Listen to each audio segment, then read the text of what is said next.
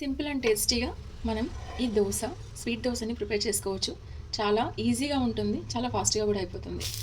దీనికోసం ముందుగా దోశ బ్యాటర్ తీసుకుంటున్నాను. ఒక హాఫ్ కప్పు వరకు వేసాను. అందులో ఒక 2 టేబుల్ స్పూన్ వరకు షుగర్ వేసుకోవాలి. కొద్దిగా ఇలాచీ పౌడర్, టేబుల్ స్పూన్ ఉప్మా రవ్వ బాగా కలుపుకోవాలి. ఇదంతా బాగా కలిసిన తర్వాత దీన్ని ఒక 15 నిమిషాలు పక్కన నానే వరకు పెట్టి ప్యాన్ పైన నెయ్యి వేసేసి నెయ్యి అంతా కూడా స్ప్రెడ్ అయ్యే విధంగా కావాల్సిన అవసరం లేదు, జస్ట్ మందంగానే ఉంటే సరిపోతుంది. దీనిపైన కొద్దిగా నెయ్యి వేస్తున్నా, చేసుకుందాం.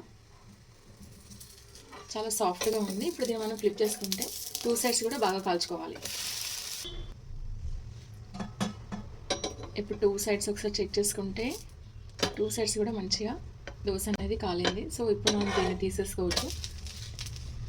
ఇది ఇన్స్టెంట్గా మనం ఈజీగా అప్పటికప్పుడు తినాలనిపించుకున్నట్టయితే మన దోశ పిండి ఉంటే సరిపోతుంది, దోశ ఉంటుంది.